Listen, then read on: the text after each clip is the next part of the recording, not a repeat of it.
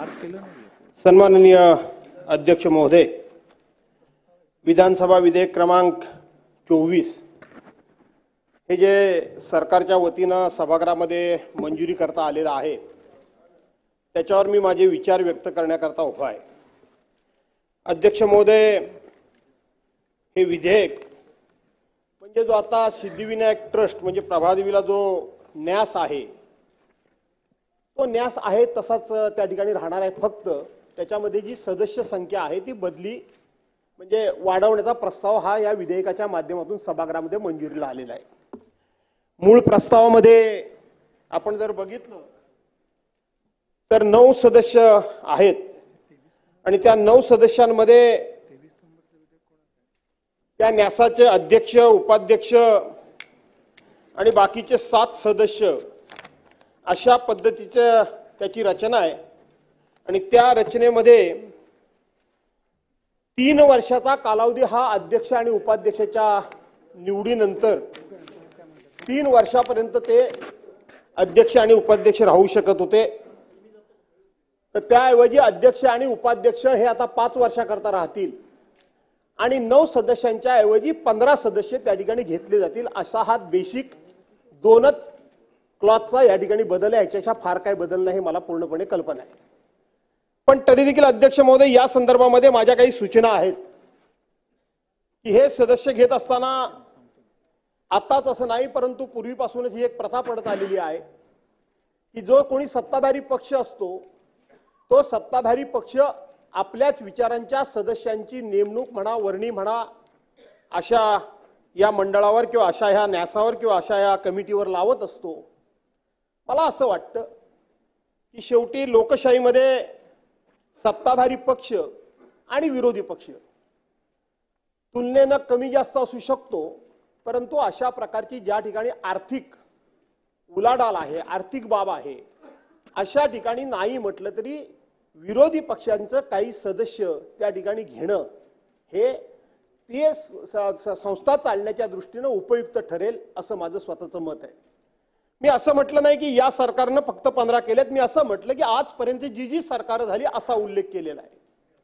आणि म्हणून इथं खूप मोठी आर्थिक उलाढाल, आर्थिक बाब मोठ्या प्रमाणामध्ये सिद्धिविनायकाकरता त्या ठिकाणी देणग्या येत असतात आणि म्हणून त्या देणग्या येत असताना त्याचा योग्य प्रकारे विनियोग व्हावा हा तर हेतू असतोच। याच्यावर एक सीओ सुद्धा नेमलेला असतोच, नाही अशातला भाग नाहीये। परंतु हा सीओ जरी असला तरी शेवटी लोकप्रतिनिधी याच्यावर नेमणं किंवा थोडंसं नाही म्हटलं तरी राजकारणामध्ये कार्यरत असणारे लोक, समाजसेवेमध्ये समाजकारणामध्ये असणारे लोक त्याच्यामध्ये जाणं हे गरजेचं आहे। याचं कारण असं आहे की सामाजिक काम करणाऱ्या लोकांना समाजातली दुःख, समाजातल्या व्यथा, समाजातल्या अडीअडचणी ह्या इतरांपेक्षा किंवा जे कोणी प्रशासकीय चाकोरीतून काम करतात त्यांच्यापेक्षा अधिक चांगल्या माहिती असतात। त्याचं कारण असं आहे की त्यांचा लोकांशी डे टू डे संबंध येत असतो, लोकांच्या सुखदुःखाशी त्यांना समरस व्हावं लागतं, लोकांच्या अडीअडचणी समजून घेऊन त्या सोडवण्याकरता म्हणून त्यांना आपल्या अधिकाराचा, आपल्या शब्दाचा, आपल्या हक्काचा आणि आपल्या वकुबाचा वापर करावा लागतो। आणि म्हणून त्या ठिकाणी लोकप्रतिनिधी किंवा अशा पद्धतीचे लोक निवडत असताना विरोधी पक्षाच्या लोकांचा देखील तिथं सहभाग असावा। मला माहित नाही की 15 सदस्य आपण निवडणार आहोत त्याच्यामध्ये ते 15 सदस्य कोणत्या कॅटेगरीतले असतील याचा या संपूर्ण विधेयकामध्ये उल्लेख नाही की ते कोणत्या कॅटेगरीतले असतील, कोणत्या संस्थेमध्ये काम करणारे असतील किंवा त्यांना नेमत असताना कोणते निकष लावले जातील याचा कुठेही या विधेयकामध्ये उल्लेख नाही। आणि म्हणून जर मंत्री महोदयांनी कोणी मांडलं मला माहित नाही, आपण मांडलं आणि म्हणून मंत्री महोदयांनी की हे जे 15 सदस्य आम्ही निवडणार आहोत त्या सदस्यांच्या निवडीचे निकष काय असणार आहेत हे सुद्धा जर अधिक स्पष्ट केलं तर खूप चांगलं होईल आणि ते स्पष्ट करणं गरजेचं आहे। करणं गरजेचं आहे। दुसरी गोष्ट अध्यक्ष महोदय, आपण आता विचार करतो तुम्ही आम्ही लोकप्रतिनिधी आहोत, आपण साधारणपणे एकमेकावर आरोप प्रत्यारोप करून दिवसागणिक आपले अधिकार, आपले हक्क, आपला शेवटी अधिकारच आपण सगळ्या ठिकाणी कमी करतो। सर्वसाधारणपणे अशा ठिकाणी लोकप्रतिनिधींचं स्थान हे निश्चित झालं पाहिजे, सत्ता कोणाची असू द्या। तिथला स्थानिक आमदार कोण असेल, तिथला स्थानिक खासदार कोण असेल, त्याला तिथे घेतलं जावं, तिथला नगरसेवक कुठल्या पक्ष असेल, काय एकाच पक्षाचा असेल अशातला भाग नाही, तर त्या ठिकाणी त्याचा सुद्धा विचार करणं भाग आहे. कारण शेवटी तिथल्या लोकप्रतिनिधींना अजिबात कुठल्याही प्रकारचा अधिकार नाही. आपण तिथे दर्शनाला जातो, तुम्ही तिथे जाताच, आम्ही देखील जातो. आम्ही जात असताना ओळखी पाळखीमुळे लोक आम्हाला एंटरटेन करतात, लोक आम्हाला त्या ठिकाणी पुढे येऊन आमचा आदर सत्कार करतात, आम्हाला सन्मानाने त्या ठिकाणी घेऊन जातात. परंतु कायदेशीररित्या जर आमच्या विरोधात कोणी ओरड केली, तक्रार केली की आम्ही इतका वेळ त्या ठिकाणी उभे आहोत, हे कोण लागून गेले, तर आपण काहीही बोलू शकत नाही. आणि असं अनेक वेळेला अनेक लोकप्रतिनिधींच्या बाबतीत घडत नाही, अशातला भाग नाही.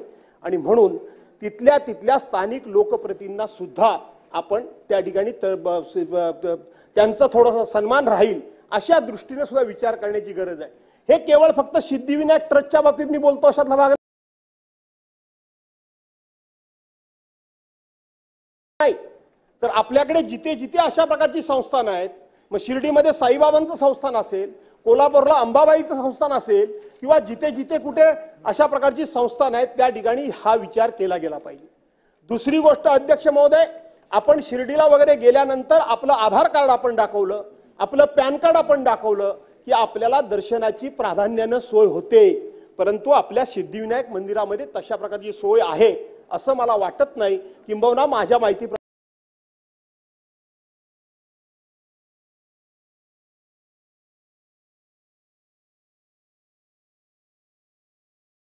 अशी सोय नाही, आणि म्हणून ती सोय जरी आपण केली तर खूप बरं होईल.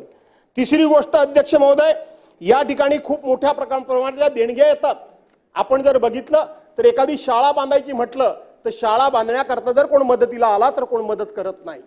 परंतु आज लोकांचा नाही म्हटला तरी विद्यमान व्यवस्थेवरचा विश्वास दिवसागणिक उडायला लागला. अध्यक्ष महोदय, लोक देवाकडे का धावतात की देवाना ज्या वेळेला सगळे मार्ग, आपल्या लोकांना जेव्हा सगळे मार्ग हे आपले बंद झालं असं वाटतं, आपल्याला सगळे न्यायाचे दरवाजे बंद झालं असं वाटतं, आता सगळे उपचार संपले असं जेव्हा वाटतं, त्यावेळेला माणूस जितका भक्तिभावानं जातो तेवढा शेवटचा उपाय म्हणून, शेवटची अपेक्षा म्हणून, शेवटचा त्या ठिकाणी आधार म्हणून हे सुद्धा दिवसागणिक लोक या अध्यात्माकडे वळण्याचं प्रमाण झालं. हे चांगली गोष्ट आहे, परंतु देवस्थानच्या बाजूला वळतायत आणि म्हणून लोक मोठ्या प्रमाणामध्ये वर्गण्या देणग्या देत आहेत. त्याचा विनियोग, हा विनियोग मला माहित आहे, सिद्धिविनायक ट्रस्ट हे लिमिटेड पैसे देतं, सिद्धिविनायक ट्रस्ट हे ठराविक कामाकरताच पैसे देतं, परंतु काही वेळेला त्याचा सुद्धा मोठ्या प्रमाणामध्ये दुरुपयोग झालेला आहे.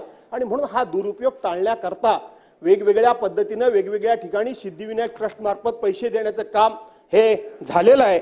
आणि म्हणून तो विषय आपल्याला टाळायचा असेल तर माझ्या ह्या 2-3च फक्त सूचना आहेत की हे 15 सदस्य आपण घेणार, ते सदस्य घेत असताना त्याचे निकष काय असणार, हे सदस्य घेत असताना तिथल्या स्थानिक लोकप्रतिनिधींना त्या ठिकाणी काही म्हणजे त्याच्यामध्ये त्यांचा काही अधिकार असणार की नाही, त्यांचा काही हक्क असणार की नाही, किंवा त्यांना योग्य ते स्थान असणार की नाही, हा एक विचार करावा. आणि तिसरी गोष्ट माझी जी मागणी आहे की आपण त्याच्यामध्ये किती घ्यावे हा अधिकार शेवटी सरकारचा राहील, परंतु काहीतरी विरोधी विचारांचे, विरोधी पक्षाचे सदस्य या 15 सदस्यांमध्ये घ्यावेत, अशा ह्या 2-3 माझ्या सूचना आहेत. आणि त्याचा सरकारने विचार करावा. त्याच्या संदर्भात सरकारने खुलासेवार या ठिकाणी जर काही माहिती दिली किंवा अधिकची काही माहिती दिली तर आम्हाला सुद्धा त्या संदर्भामधली माहिती कळू शकेल. मला माहित आहे की या संस्थांनी खूप मोठे डायलिसिस सेंटर वगैरे उभे केलेले आहेत, याचीही मला पूर्ण कल्पना आहे. या संस्थानं खूप मोठं विद्यार्थ्यांना वह्या पुस्तकांचं वाटप केलेलं हेही मला माहिती आहे. मला माहिती आहे आमचे माजी पालकमंत्री इथं बसलेले आहेत. आम्ही त्या ठिकाणी ज्या वेळेला अलोरेला आपल्या घरं कोसळली त्यावेळेला तिथं बांधकाम करण्याकरता सुद्धा सिद्धिविनायक ट्रस्टने मंजुरी आपल्याला पैसे दिलेले आहेत, नाही असं नाही, दिलेले आहेत, पण तरी सुद्धा त्याच्यामध्ये अधिकाधिक लोकप्रतिनिधींचा सुद्धा सहभाग असावा. कारण लोकप्रतिनिधींकडून या गोष्टी अधिक चांगल्या प्रकारे मांडल्या जातात. आणि म्हणून ह्या 2-3 सूचना सरकारनं मान्य कराव्या अशा प्रकारची विनंती करतो. अधिकची माहिती आपण खुलासेवर दिलीत तर त्या संदर्भामध्ये एखादा प्रश्न जर उपस्थित करायचा असेल तर त्यालाही मान्यता आपण नक्की द्याल ही अपेक्षा बाळगून या ठिकाणी थांबतो. धन्यवाद. बिलावर बोलायचं आहे का? बिलावर बोलायचं आहे का? अर्जंट आहे अध्यक्ष महोदय. कॅप्टन साहेब, बिल चालू आहे मध्ये, तुम्ही पॉइंट ऑफ इन्फॉर्मेशन कसं देता? बसा. कोण देत आहे उत्तर? कोण बोला? मंत्री महोदय बोला तुम्ही.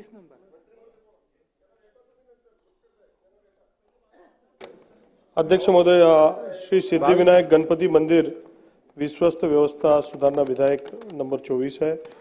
अध्यक्ष महोदय, याच्यामध्ये बिलामध्ये सविस्तर माहिती दिलीच आहे. त्याच्यामध्ये आपल्या भक्तगणांसाठी अधिक चांगल्या सुविधा तसेच कल्याणासाठी विविध योजना अंमलबजावणीसाठी अधिकचे लोक लागले पाहिजे त्याच्यामध्ये, आणि कालावधी सुद्धा 3 वर्ष नियोजन करणं आणि त्याच्या अंमलबजावणी करायला वेळ मिळत नाही आणि म्हणून तो 5 वर्ष करणं एवढेच त्याच्यामधला मुद्दा आहे. पण आपले सन्मान्य सदस्य भास्कर जाधव साहेबांनी काही चांगल्या सकारात्मक सूचना मांडल्या आहेत की त्याच्यामध्ये सगळ्या प्रकारचे सदस्य असले पाहिजे, त्याच्यामध्ये लोकप्रतिनिधींचा सन्मान असला पाहिजे आणि सगळ्या स्तरावरचे किंवा सगळ्यांचं प्रतिनिधित्व असलं पाहिजे. अत्यंत चांगल्या सूचना आहे, त्याचं देखील त्याच्यामध्ये विचार आपण करूया. आणि मी माननीय अध्यक्षपदांना विनंती करतो की या बिलला मान्यता आपण द्यावी. मंत्री महोदय, लोकप्रतिनिधी म्हणून जेव्हा आपण सर्वच आपल्या मतदारसंघात किंवा समाजात वावरत असतो, सामान्य विचार हाच असतो की सरकार हे शेवटी वेलफेअरसाठी असतं आणि वेलफेअर मेजर्ससाठी पावलं उचलत असतं.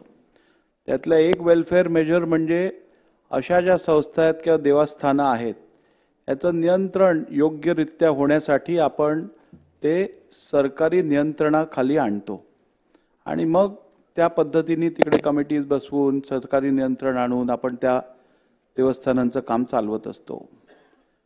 अलीकडे मतदारसंघात फिरत असताना किंवा महाराष्ट्रात फिरत असताना अशी एक धारणा किंवा विचारणा सातत्याने होते की भारत हा देश संविधानात दिल्याप्रमाणे धर्मनिरपेक्ष देश हे आपल्या प्रिॲम्बलमध्ये दिलेलं आहे. असं असतानाही आज राज्यात जी धार्मिक संस्थानं आहेत किंवा देवस्थानं आहेत ही एका समाजाचीच सरकारी नियंत्रणाखाली आणलेली आहेत. एका धर्माची म्हणा, मी समाज म्हणतो सध्या, एका धर्माची एका समाजाची. तर संविधानाशी निगडीत आणि संविधानात दिलेल्या तरतुदीनुसार जर का एका धर्माची देवस्थानं आपण सरकारी नियंत्रणाखाली आणत आहोत तर तेच तत्व लागू करून आपण इतर या सगळ्या, शेवटी वेलफेअर मेजर हा त्याचा मोटिव्ह आहे, तर या संदर्भात पण सरकारने कुठेतरी विचार करायची गरज आहे असं मला वाटतं. अध्यक्ष महोदय, अत्यंत महत्त्वाचा आपण विषय बोलले. अध्यक्ष महोदय, तसं तर संविधानामध्ये जी ही मत्ता या देशाची आहे, कोणाची असो, ती आपल्या गव्हर्नमेंटची आहे, हा तर आपला विषय आहेच आहे. पण आपलं जे म्हणणं आहे की साऱ्यांना कायदा समान असला पाहिजे, हा सुद्धा महत्त्वाचा विषय. या संदर्भातलं सुद्धा विचार होईल की पुढच्या काळामध्ये सारे जे समाज असतील, धर्म असतील, जो कायदा एकाला लागू होतो तो सगळ्यांना येतो आणि या राज्याच्या कंट्रोलमधनं काही गोष्टी झाल्या पाहिजे, त्याच्यामध्ये सगळ्यांना त्याच्यामधले अधिकार प्राप्त झाले पाहिजे. अत्यंत चांगली आपण सूचना मांडली. धन्यवाद अध्यक्ष महोदय. प्रश्न असा आहे की सन 2024 विधानसभा विधेयक क्रमांक 24 श्री सिद्धिविनायक गणपती मंदिर विश्वस्त व्यवस्था विधेयक 2024 विचारात घ्यावे काय? अनुकूल असतील त्यांनी होय म्हणावे, प्रतिकूल असतील त्यांनी नाही म्हणावे. होयचे बहुमत आहे, होयचे बहुमत आहे. विधेयक विचारात घेण्यात येत आहे.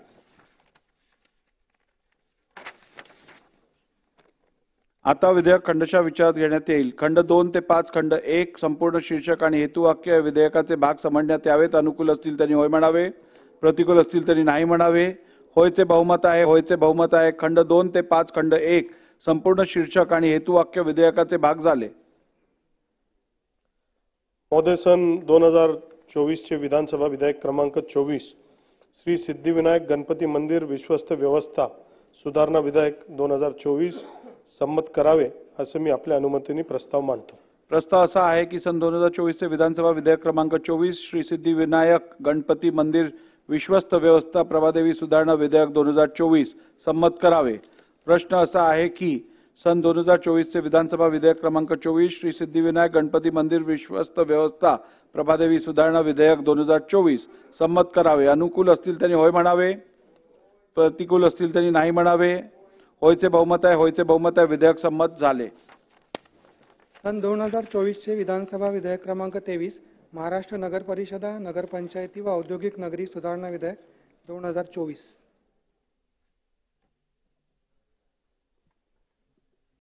अध्यक्ष महोदय, सन 2024 से विधानसभा विधेयक क्रमांक 23 महाराष्ट्र नगर परिषदा नगर पंचायती औद्योगिक नगरी सुधारणा विधेयक 2024 विचारात घेण्यात यावे असा मी आपल्या अनुमतीने प्रस्ताव मांडतो। प्रस्ताव असा आहे की सन 2024 चे विधानसभा विधेयक क्रमांक 23 महाराष्ट्र नगर परिषद नगर पंचायती व औद्योगिक नगरी सुधारणा विधेयक 2024 विचारात घेण्यात यावे। प्रश्न असा आहे की सन 2024 बोलायचं आहे का? सन्माननीय अध्यक्ष महोदय, सरकारच्या वतीनं महाराष्ट्र विधानसभा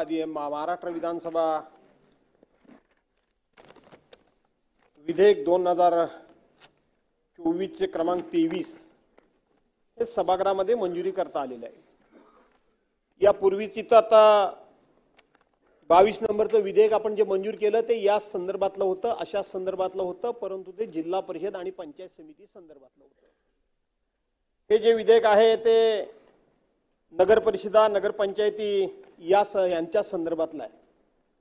अध्यक्ष महोदय, सरकारने जे हे विधेयक आमच्या हातामध्ये दिलेलं आहे त्याच्यामध्ये हा अध्यादेश जो काढला गेला तो अध्यादेश सरकारला का काढण्याची गरज भासली याचं कारण दिलंय, ते कारण अतिशय फसवं आहे। सरकारनं काय सांगितलं की राज्यामध्ये एकूण 146 नगरपंचायती आहेत आणि त्या 146 नगरपंचायतींपैकी 105 नगरपंचायतींची त्यांचे अध्यक्ष, उपाध्यक्ष, विषय समिती, त्यांचे सभापती यांची मुदत ही 16 ऑगस्ट 2024 रोजी संपत होती आणि म्हणून त्याला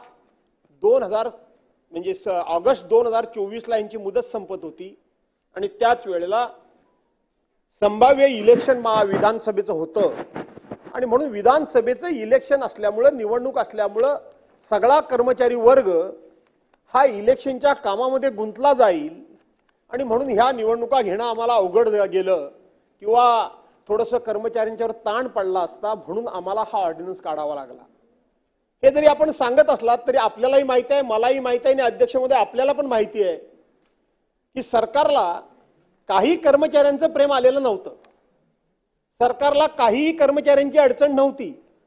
ज्या वेळेला देशामध्ये एकाच वेळेला लोकसभेच्या निवडणुका होतात त्यावेळेला हाच कर्मचारी वर्ग त्या निवडणुका सर्व या ठिकाणी तारून नेतो, निवडणुका करतो, त्याच्याकरता यंत्रणा राबवतो।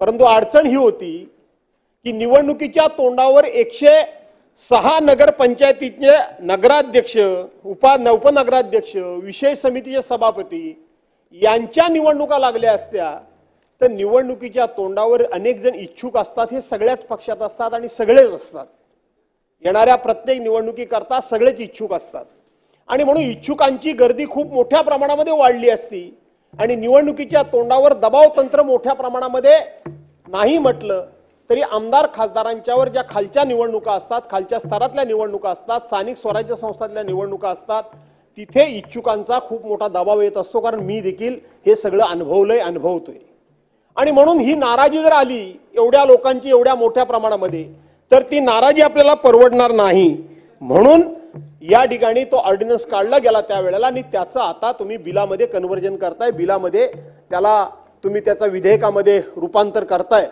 पण खऱ्या अर्थानं तुम्हाला कर्मचाऱ्यांचं प्रेम नाही, तुम्हाला कुठली अडचण नाही, तर तुम्हाला राजकीय अडचण मोठी होती म्हणून तुम्ही हे सगळं करताय। मला या निमित्तानं प्रश्न सरकारला विचारायचा आहे की 2020 साली 20 मार्च 2020 साली स्थानिक स्वराज्य संस्थांच्या निवडणुका किंवा मुदती संपून गेल्या आणि 2020 मार्च 2020 पासून आता 24 संपत आलं तरी सुद्धा स्थानिक स्वराज्य संस्थांच्या निवडणुका झालेल्याच नाही। आज संपूर्ण कारभार हा प्रशासकाच्या हातामध्ये आहे, प्रशासकाच्या हातामध्ये आहे। काय चाललंय जरा बघा, काय चाललंय बघा. मी कोणावरही टीका करतो, रोखोक करतो, माझा विधायक मुद्दा असतो, माझा धोरणात्मक मुद्दा असतो, माझा व्यक्तिगत मी माझ्या आयुष्यामध्ये कोणावरही टीका टिप्पणी केली नाही. पण तरी सुद्धा मी स्पष्टपणे सांगतो की शेवटी तिथे तिथे जर लोकप्रतिनिधी निवडून जर गेले असतील तर त्या लोकप्रतिनिधींचा प्रत्यक्षपणे मंत्री महोदय हा जनतेशी संबंध येतो, थेट संबंध येतो. जनता भर रस्त्यामध्ये सुद्धा, उद्या तुम्ही मंत्री झालात तर भर रस्त्यामध्ये सुद्धा तुम्हाला पंकजाताई एखादं काम सांगू शकतात, एखादं पत्र देऊ शकतात, एखाद्या पत्रावर तुमच्याकडून एन्डॉर्समेंट करून घेऊ शकतात. फार फार तर काय झालं तर तुम्ही कितीही गडबडीत असलात तर तुम्हाला संबंधित अधिकाऱ्याला एखादा फोन लावायला भाग पाडतात की नाही मला सांगा. तुम्ही कुठेही तुम्हाला निवेदन देऊ शकतात. परंतु आता प्रशासकीय यंत्रणा अशी राहिलेली नाही.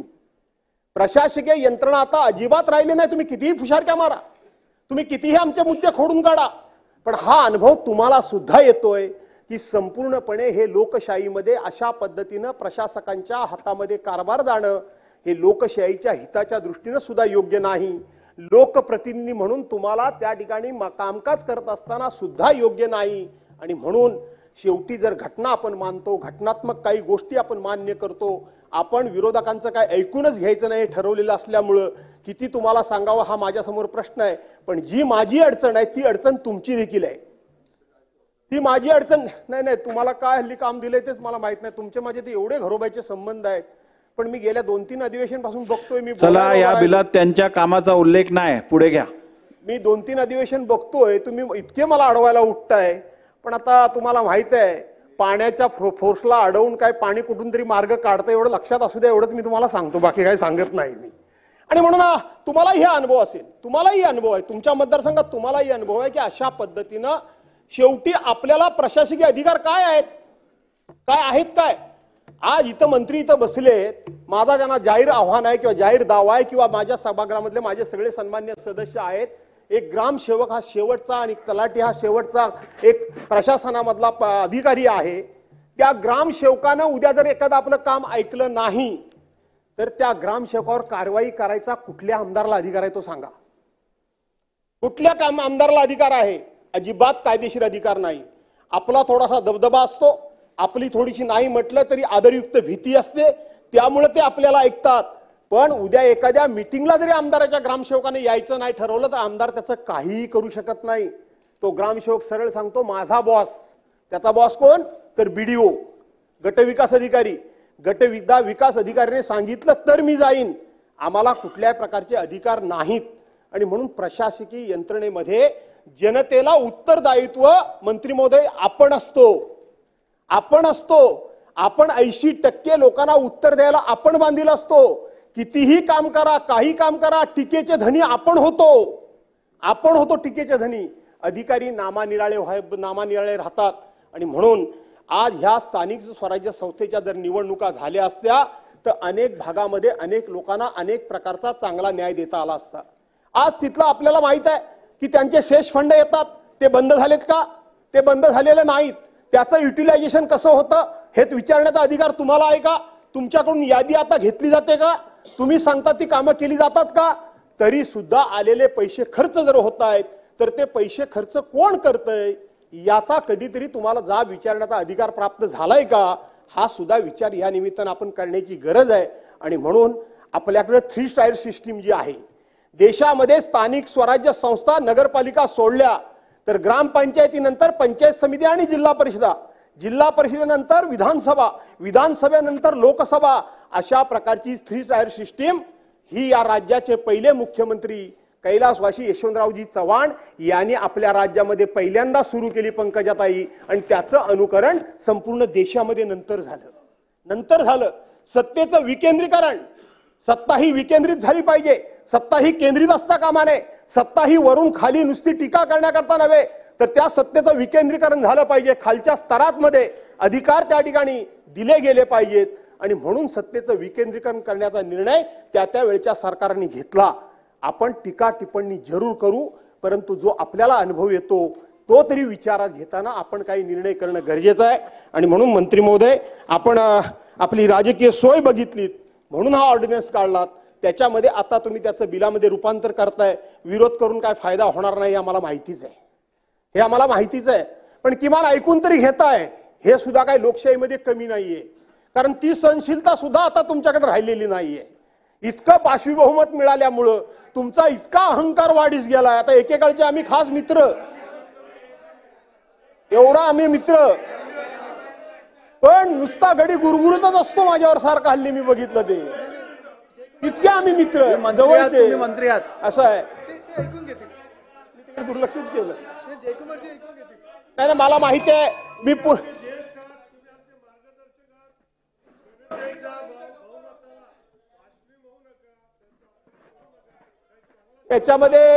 याच्यामध्ये जनतेचा अपमान काहीच झाला नाही. जनतेचा सन्मानच झाला.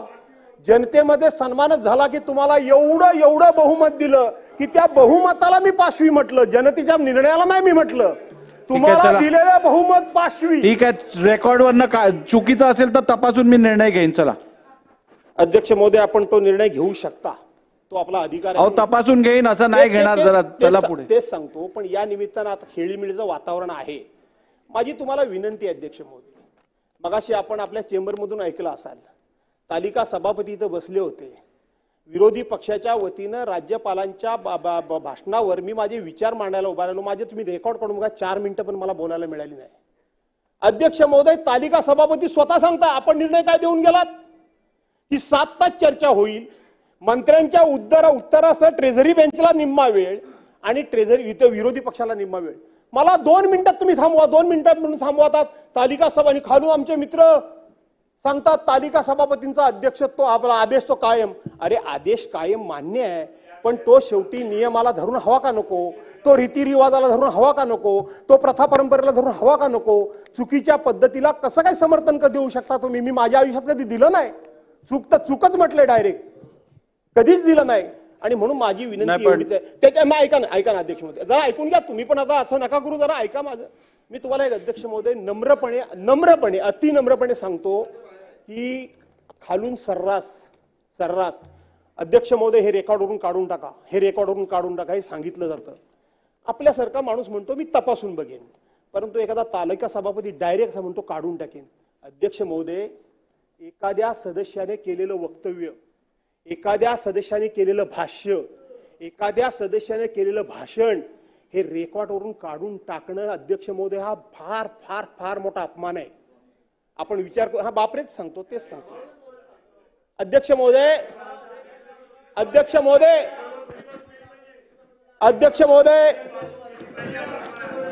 ठीक आहे, आता बिलावर या.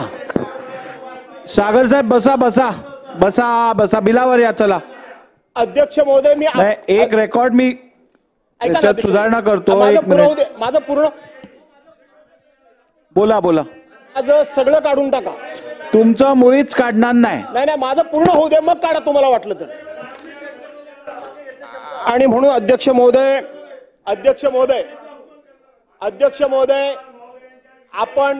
आपण सर्रास हे काढून टाकतो, ते काढून टाकतो. अध्यक्ष महोदय, हा विषय गंभीर आहे, हा एवढा सोपा नाहीये. अध्यक्ष महोदय, एखादा माणूस बोलला त्याचे शब्द काढून टाकणं म्हणजे ही फार मोठी शिक्षा आहे, फार मोठा अपमान आहे, फार मोठा इन्सल्ट आहे. अध्यक्ष महोदय, या ठिकाणची एक घटना मी तुम्हाला सांगतो. कैलासवासी गोपीनाथराव मुंडेंच्या कारकिर्दीतले जरा ऐका, गिरीश ऐका. बोला, मी ऐकतोय, बोला. आपण ऐका. कैलासवासी गोपीनाथराव मुंडेंच्या कारकिर्दीतली मधली एक मी घटना सांगतो अध्यक्ष महोदय. मुंडे साहेब नेहमी असे बोलायचे आणि मुंडे साहेबांच्या हातात काही लिहिलेलं नसायचं, पण ते शेवटी इतका अनुभव होता, एवढं तोंडपाठ होतं, ते डायरेक्ट यायचे आणि सभागृहामध्ये असा कागद फडकवून बोलायचे. आणि अध्यक्ष महोदय, त्यांनी एकदा भाषण केलं आणि ते सभागृहातून निघून गेले. अध्यक्ष महोदय, मुंडे साहेब सभागृहातून निघून गेले. त्यांचं होऊ दे मध्ये, त्यांचं होऊ दे. आणि मुंडे साहेब सभागृहातून निघून गेले अध्यक्ष महोदय. आणि त्याच्यानंतर कुणीतरी अशाच पद्धतीने हरकत उपस्थित केली. माझं पूर्ण ऐका, हे माहिती असली पाहिजे, हे रेकॉर्डवर आहे. आणि तात्कालीन अध्यक्षांनी सांगितलं की काय आता कैलासवासी आहेत, पण गोपीनाथराव मुंडेंचं मी वक्तव्य सभागृहाच्या पटलावरनं काढून टाकतोय. अध्यक्ष महोदय, मुंडे साहेब बाहेरून आतमध्ये आले. मी या सभागृहामध्ये तेव्हापासून बसलेलो होतो. मुंडे साहेबांनी त्यावेळेला ते सांगितलं की माझं वक्तव्य काढण्यापेक्षा हा माझा राजीनामा घ्या. त्यांनी इथं राजीनामा लिहिला, उदयजी, हा माझा राजीनामा घ्या. आणि आमदारकीतून मला मोकळं करा, पण माझं वक्तव्य तुम्ही या ठिकाणी काढून टाकू शकत नाही. सभागृहाच्या समोर प्रचंड पेच निर्माण झाला, सगळे लोक बसले. तुम्हाला शोभतं का हे? नाही नाही, बरोबर नाही. तुम्हाला शोभतं हे मला असं बोलायला? भास्करराव तुम्हाला शोभतं काय? नाही, आणि म्हणून माझं तुम्हाला एवढंच सांगणं, हे काढून टाकणं एवढा सोपा विषय नाही, एवढ्या करता सांगतो. अहो. आणि म्हणून अध्यक्ष महोदय, या ठिकाणी सरकारने हे विधेयक आणलेलं आहे आणि म्हणून स्थानिक स्वराज्य संस्थांच्या निवडणुका सुद्धा लवकरात लवकर कशा होतील ठीक आहे. या दृष्टीने सरकारने ठीक आहे. पुढाकार घ्यावा. मला माहित आहे की हे प्रकरण कोर्टामध्ये आहे. 27 तारखेला त्या संदर्भामधली सुनावणी आहे. जो काही कोर्टामध्ये निर्णय होईल तो होईल, परंतु सरकारच्या वतीनं या स्थानिक स्वराज्य संस्थांच्या निवडणुका मंत्री महोदय लवकर कशा ठीक. होतील आणि लोकप्रतिनिधींच्या हातामध्ये हा कारभार कसा येईल या दृष्टीनं आपण प्रयत्न करावा. तुम्ही असं केलं तर थांबणार नाही मी अर्धा पाऊण तास, आणि मला थांबवता येणार नाही. ठीक आहे. मला थांबवता येणार नाही असं नाही ना, तुम्ही नाही थांबवू शकत ना, थांबवताच येणार नाही. 34 सेक्शन खाली मला तसं थांबवता येणार नाही, हे पण सांगतो. चला, आणि म्हणून अध्यक्ष महोदय की आपण या दृष्टीनं सरकारने विचार ठीक करावा, आहे. एवढी माझी सूचना आहे. ठीक आहे, धन्यवाद. बरोबर आहे. फक्त रेकॉर्डवरचं मी एक सुधारणा करतो की मी ज्या वेळेला चर्चा सुरू केली तेव्हा मी असं कधीच म्हणालो नव्हतो की अर्धा वेळ सत्तारूढ पक्षाला आणि अर्धा वेळ विरोधी पक्षाला. संख्येनुसार वेळ दिला जाणार आणि हे आपण जे म्हटलं त्याच्यात करेक्शन आपण नोंद करावी. दुसरी गोष्ट, तालिका सभापतींनी जरीही एखादा रेकॉर्ड दुरुस्त करण्या संदर्भात इथे भाष्य केलं असेल तरी अंतिम अधिकार हे अध्यक्षांचे आहेत. त्यामुळे मी तपासल्याशिवाय कुठचंही विधान रेकॉर्डवरनं काढणार नाही, याबद्दल आपण आश्वासित राहा. हो हो, चला.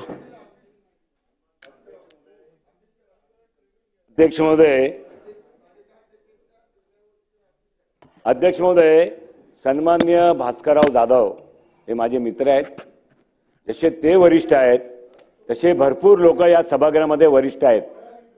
अध्यक्ष महोदय, नाही सचेच भरपूर सदस्य या सभागृहात वरिष्ठ आहेत.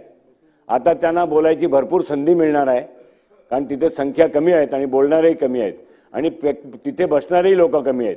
पण ज्या विषयाचा उल्लेख या सभागृहात झाला आहे, अध्यक्षांनी, माननीय तालिका अध्यक्षांनी जे सभागृहाच्या रेकॉर्डवरनं काढण्याचं सांगितलं होतं ते माननीय राज्यपाल महोदयांचा उल्लेख भारतीय जनता पक्षाचे सदस्य आहेत अशा पद्धतीने केला गेला. अध्यक्ष महोदय, हे रेकॉर्डवर राहू शकत नाही अध्यक्ष महोदय. आणि त्या संदर्भामध्ये ज्या नियमावलीमधल्या तरतुदी आहेत आपल्या लोकसभेच्या प्रोसिडिंगमध्ये आणि विधानसभेच्या प्रोसिडिंगमध्ये, ते माननीय तालिका अध्यक्ष महोदयांनी वाचून दाखवल्या, त्याच्यावरती दुसऱ्यांदा वाचून दाखवल्या. त्यानंतर सुद्धा वेगळा रेफरन्स देऊन जर या सभागृहाचा एक वेगळं दिशा देण्याचा प्रयत्न हे करत असतील वरिष्ठ सदस्य तर हे योग्य नाही आहे अध्यक्ष महाराज. म्हणून माझी अध्यक्ष महोदय आपल्याला विनंती आहे, या सभागृहाचा डेकोरम पाळायचा असेल तर कुठलाही परसेप्शन तयार करण्याची आवश्यकता नाही. लोकांनी पाठवलेली लोक इथे बसले आहेत. आता त्यांना 20 पाठवले ना आम्हाला 137 पाठवले, त्याच्यामध्ये हा लोकांचा पाशवी बहुमत आहे हे सांगणं काही योग्य नाही आहे. हे काही योग्य नाही आहे. तुम्ही तेवढ्याच सीट लढल्या जेवढ्या आम्ही लढलो आणि त्यामुळे अध्यक्ष महोदय केवळ तुम्ही बहुमताच्या आधारावर निर्णय करतायत. हे विरोधी पक्षांची भाषा असणं सामान्य आहे, स्वाभाविक आहे. परंतु अध्यक्ष महोदय, माननीय राज्यपाल महोदयांच्या विषयी वारंवार एक नाही दोनदा तीनदा अशा प्रकारचा उल्लेख केला गेला, त्याला रेकॉर्डवर काढण्याचं दिलंय. अध्यक्ष महोदय, आपण तो स्वीकारावा अशी आमची विनंती. ठीक आहे, चला. ठीक आहे, चला. मंत्री महोदय. अध्यक्ष महोदय, सन्माननीय सदस्य भास्कर जाधव साहेबांनी या बिलावर बोलताना या नगरपालिकेच्या निवडणुकीच्या संदर्भात काही गोष्टीचा या ठिकाणी उल्लेख केलेला आहे. पण मला या बिलाच्या निमित्तानं सगळ्या सभागृहाला एक पहिली गोष्ट निदर्शनाला आणून द्यायची आहे की हे जे बिल आहे हे नगराध्यक्ष आणि उपनगराध्यक्ष यांचा कालावधी जो 2.5 वर्षाचा आहे तो 5 वर्षाचा करण्यासंदर्भातला बिल आहे. एक महत्त्वाची गोष्ट अशी आहे की त्यांनी सांगितले की स्थानिक स्वराज्य संस्थेच्या निवडणुका वेळेवर झाल्या पाहिजेत, त्याच्यासाठी सरकारनं प्रयत्न केला पाहिजे, त्याच्याशी आम्ही सगळे सहमत आहोत, त्याच्यामध्ये दुमत असण्याचं काही कारण नाही. परंतु हे बिल आपण का आणतोय तर 146 नगरपंचायतीपैकी 105 नगरपंचायतीमध्ये ओबीसीचं आरक्षण नसताना काही निवडणुका झाल्या आणि त्या निवडणुकांमधनं सदस्यांनी नगराध्यक्ष निवडला. थांबा जरा.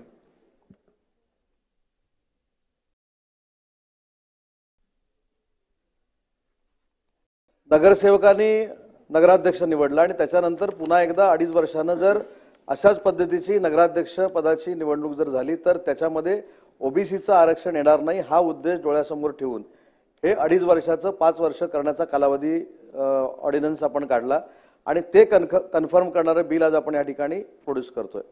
दुसरी महत्त्वाची गोष्ट आहे की स्थानिक स्वराज्य संस्थांच्या बाबतीतला जो उल्लेख 27 तारखेचा जाधव साहेबांनी केला ती तारीख जानेवारीला 22 तारखेला आहे आणि त्याच्यामध्ये शासन नक्कीच लोकप्रतिनिधी व्हावेत याच पद्धतीची भूमिका सुप्रीम कोर्टामध्ये मांडणार आहे. याच्यामध्ये देखील दुमत असण्याचं काही कारण नाही आणि म्हणून फक्त मी याच्यामध्ये करेक्शन एवढंच करतो की ही निवडणूक पुढे ढकलण्याची बिल नाही किंवा हे विधायक नाही तर 2.5 वर्षाचा कालावधी जो आहे तो 5 वर्ष करण्याचा हा बिलाचा ह्याच्यातला संपूर्ण मतितार्थ आहे आणि त्याच्या संदर्भातलं बिल आपण या ठिकाणी मांडलेलं आहे. त्याचा ऑर्डिनन्स काढलेला आहे आणि त्याचं कन्फर्मेशन व्हावं यासाठी बिल आपण या ठिकाणी मांडलेलं आहे. प्रश्न असा आहे की सन 2024 चे विधानसभा विधेयक क्रमांक 23 महाराष्ट्र नगर परिषदा नगरपंचायती व औद्योगिक नगरी सुधारणा विधेयक 2024 विचारात घेण्यात यावे. काय अनुकूल असतील त्यांनी होय म्हणावे, प्रतिकूल असतील त्यांनी नाही म्हणावे. होयचे बहुमत आहे, होयचे बहुमत आहे. विधेयक विचारात घेण्यात येत आहे.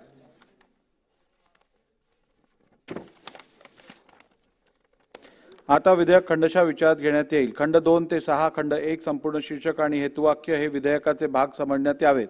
अनुकूल असतील त्यांनी होय म्हणावे, प्रतिकूल असतील त्यांनी नाही म्हणावे. होयचे बहुमत आहे, होयचे बहुमत आहे. खंड 2 ते 6 खंड 1 संपूर्ण शीर्षक आणि हेतुवाक्य विधेयकाचे भाग झाले. प्रभारी मंत्री. अध्यक्ष महोदय, सन 2024 से विधानसभा विधेयक क्रमांक 23 महाराष्ट्र नगर परिषदा नगरपंचायती व औद्योगिक नगरी सुधारणा विधेयक 2024 संमत करावे असा मी आपल्या अनुमतीने प्रस्ताव मांडतो. प्रस्ताव असा आहे की सन 2024 चे विधानसभा विधेयक क्रमांक 23 महाराष्ट्र नगर परिषद नगरपंचायती व औद्योगिक नगरी सुधारणा विधेयक 2024 संमत करावे. प्रश्न असा आहे की सन 2024 चे विधानसभा विधेयक क्रमांक 23 महाराष्ट्र नगर परिषदा नगरपंचायती व औद्योगिक नगरी सुधारणा विधेयक 2024 संमत करावे. अनुकूल असतील त्यांनी होय म्हणावे, प्रतिकूल असतील त्यांनी नाही म्हणावे. होयचे बहुमत आहे, होयचे बहुमत आहे. विधेयक संमत झाले. सन 2024 चे विधानसभा विधेयक क्रमांक 25 महाराष्ट्र झाडे तोडण्याबाबत नियमन सुधारणा विधेयक 2024. अध्यक्ष महोदय, सन 2024 से विधानसभा विधेयक क्रमांक 25 महाराष्ट्र झाडे तोडण्याबाबत सुधारणा विधेयक 2024 संमत करावे असं मी आपल्या अनुमतीने प्रस्ताव मांडतो. प्रस्ताव असा आहे की सन 2024 चे विधानसभा विधेयक क्रमांक 25 महाराष्ट्र झाडे तोडण्याबाबत नियम सुधारणा विधेयक 2024 विचारात घेण्यात यावे. सन्माननीय अध्यक्ष महोदय, खरं तर आपण 3च विधेयक घेणार होतात परंतु 4थं घेतलं. पण हे विधेयक अनायासे बरं सगळी घ्या. ओके, आपल्याला समन्वय काही ठेवायचाच नाहीये त्यामुळे काय प्रश्नच मिटला. चला बसा मंत्री महोदय. मंत्री आपण परवानच्या दिवशी 8 केली होती इंट्रोड्यूस, ते 8च्या 8 घेऊन टाकूया बस. ओके, 50 खोके. ओके चला. मग सुदैवानं या अध्यक्ष महोदय, सन्मान्य मुख्यमंत्री महोदय सभागृहामध्ये उपस्थित आहेत. मला माहित नाही याच्यामध्ये अधिकचं जर चांगलं खुलाशेवर काय आपण जर हे विधेयक मांडलं त्याच वेळेला काही जर मुद्द्यांचा मंत्री महोदय खुलासा केला असतात तर जास्त मला बोलण्याची आवश्यकता वाटली नसती. परंतु याच्यामध्ये फक्त आपण हे विधेयक मांडलं, कारण आणि उद्देश आम्ही वाचले. खंड 1 खंड 2 3 वगैरे सगळं जे काय वाचायचं आपण वाचलं त्या ठिकाणी मंत्री महोदय. परंतु हे वाटतं तेवढं सोपं काम नाहीये. मुख्यमंत्री महोदय, आपण सुद्धा याच्यामध्ये थोडं बारकाईने लक्ष एवढ्या करता घाला की आपण ज्या वेळेला हा अध्यादेश काढला तो काय काढला? अध्यादेश हा काढला की एखादं झाड तोडलं तर 1964च्या कायद्याप्रमाणे त्या झाड तोडणाऱ्या जर म्हणजे झाड तोडलं अनधिकृतपणे संबंधित यंत्रणेची परवानगी न घेता जर ते झाड तोडलं तर त्याला 50 रुपये दंड करून ते रेग्युलराइज करून तो विषय संपवायचा होता. आता आपण काय करताय? आपण 50 रुपये दंडाच्या ऐवजी एक झाड तोडलं तर त्याला 50,000 रुपये दंड आणि 2 वर्षाची शिक्षा त्याच्यामध्ये मला वाटतं आहे. माझ्या हे घेणार होतं हे मला माहित नाही, मी सांगतो पाहिजे तर. परंतु त्याच्यामध्ये शिक्षेची तरतूद आहे असं काहीतरी तुम्ही त्या ठिकाणी आणले. 50 रुपये दंडाची रक्कम 50,000 रुपयापर्यंत तुम्ही नेताय. त्याच्यामध्ये ही 50,000 रुपयाची दंडाची रक्कम तुम्ही ग्रामीण भागामध्ये ठेवणार का शहरी भागामध्ये ठेवणार, याच्यामध्ये स्पष्टीकरण नाहीये. याच्यामध्ये स्पष्टीकरण नाहीये. तुम्ही नुसती शहरी भागाकरता ठेवणार असाल तर ठीक आहे, पण जर ग्रामीण भागाकरता सुद्धा तुम्हाला माहित असेल, उदयजी तुम्ही रत्नागिरी मधल्यात, मी रत्नागिरी मधला, ही तक्रार तुमच्याकडे पण आली असेल. आपला शेतकरी, आपला तिथला जमीनदार, हा जमीनदार म्हणण्याच्या शेतकरी भयभीत झालेला होता. मुळामध्ये या बिलामध्ये आपण अशा पद्धतीने 25 नंबर जरा बघा ना, 25 नंबर, आणि म्हणून या बिलामध्ये आपण हाही उल्लेख केलेला नाही की हे खाजगी जमिनीवरचं झाड, हे सरकारी म्हणजे नगरपालिकेचं, महानगरपालिका, जिल्हा परिषद मार्केटच्या जागेवरचं झाड, याचा उल्लेख आपण केलेला नाही. काल सन्माननीय दादा सांगताना सांगत होते की फांद्या छाटणं म्हणजे झाड तोडणं असा त्याचा अर्थ होत नाही. त्याच्यामध्ये स्पष्टपणे म्हटलेलं आहे की झाड मारणं किंवा तोडून टाकणं किंवा समूळ उपटणं, त्याच्याकरता एवढी मोठी दंडाची रक्कम आहे असं आपण म्हटलेलं आहे. जर हे शहरामध्ये असेल तर या विषयामध्ये मला फार काही बोलायचं नाही. बोलायचं आहे ना, अशातला भाग नाही. 50 वरून 50,000 फार होते, 50 रुपयावरून 1,000 रुपयावरून 50,000 रुपये दंडाची रक्कम नागरिक क्षेत्रामध्ये. नागरिक क्षेत्रामध्ये असेल तर काय मला फार याच्या ठिकाणी ऑब्जेक्शन घ्यायचं गरज नाही, पण याचं भय ग्रामीण भागामध्ये खूप मोठं मंत्री महोदय पसरलेलं आहे. मंत्री महोदय पण, आपले मुख्यमंत्री महोदय पसरलेलं आहे, हे मंत्री महोदय सुद्धा मान्य करतील. याचं कारण असं आहे अध्यक्ष महोदय की आमच्या कोकणामध्ये मुळात फॉरेस्ट लँडच नाहीये. संपूर्ण जमीन जी आहे ही आमची मालकी आहे, आमची खाजगी जमीन आहे. 0.1% फक्त फॉरेस्ट लँड आहे, 0.1% संपूर्ण कोकणामध्ये.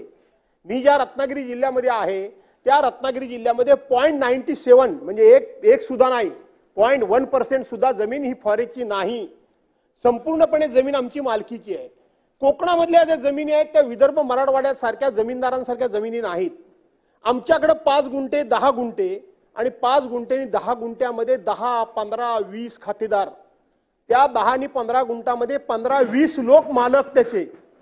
एकरामध्ये जमिनी नाहीत, आमच्याकडे गुंठ्यामध्ये जमिनी आहेत. आमच्याकडं ही जी झाडं आहेत ही झाडं निसर्ग निर्मित आहेत, ही झाडं काही कोणी लावलेली नाही आहेत. जी झाडं सामाजिक वनीकरणामार्फत लावली गेली त्याचा आम्हाला फायदा होण्याच्या ऐवजी त्या झाडांचा मुख्यमंत्री महोदय आणि मंत्री महोदय नुकसानच झालं. 2005ला ज्यावेळेला फयान वादळ झालं, त्या 2005ला जेव्हा वादळ झालं मोठं आणि नंतर फयान वादळ झालं, त्यावेळेला कोकणामध्ये मोठ्या प्रमाणामध्ये पोल पडले. पोल का पडले? तर पोल पडले त्याचं कारण की रस्त्याच्या कडेला जी झाडांची लागवड आपण केली होती ती सगळी झाडं त्या लाईनवर तुटून पडली आणि लाईनवर तुटून पडल्यानंतर ते पोल सगळे खेचले गेले. माझ्या एकट्याच्या मतदारसंघामध्ये 1889 पोल पडले.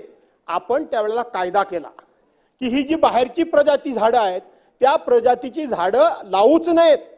जे तिथली स्थानिक प्रजातीची झाडं आहेत ती झाडं नाही पडली तर ते काय अकेशिया आणखीन वगैरे वगैरे ती काय झाडं आहेत ना बाहेरची लावली, सुरू वगैरे झाडं, ही सगळी झाडं कोसमळून पडली.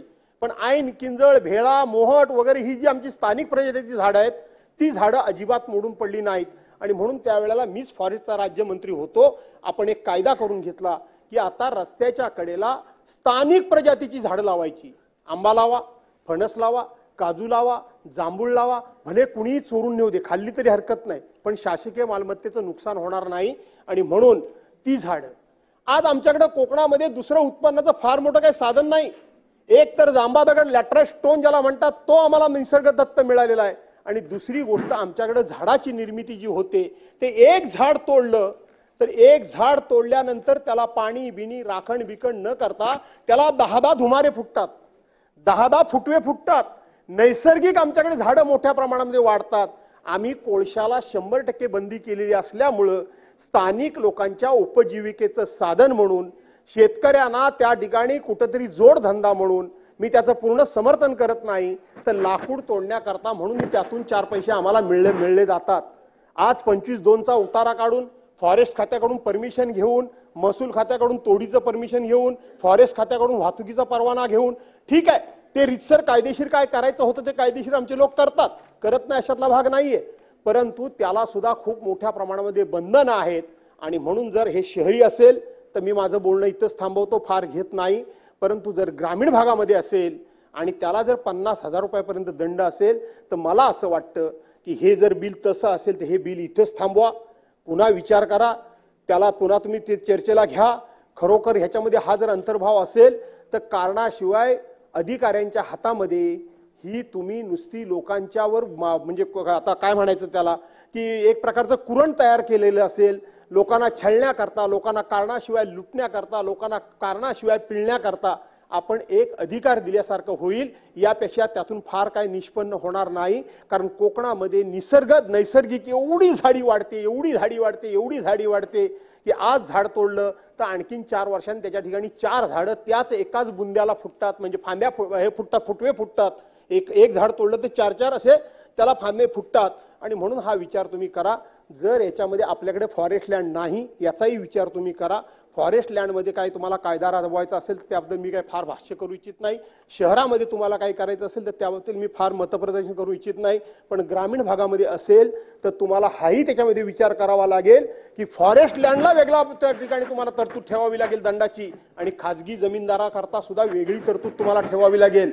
नाहीतर फॉरेस्ट लँड करता पण तोच गुन्हा, फॉरेस्ट लँड करता पण तोच दंड, खाजगी मालकाला सुद्धा तोच दंड, शेतकऱ्याला सुद्धा तोच दंड. तर अधिकारी कारणाशिवाय छळतील. आणि म्हणून विचार करा.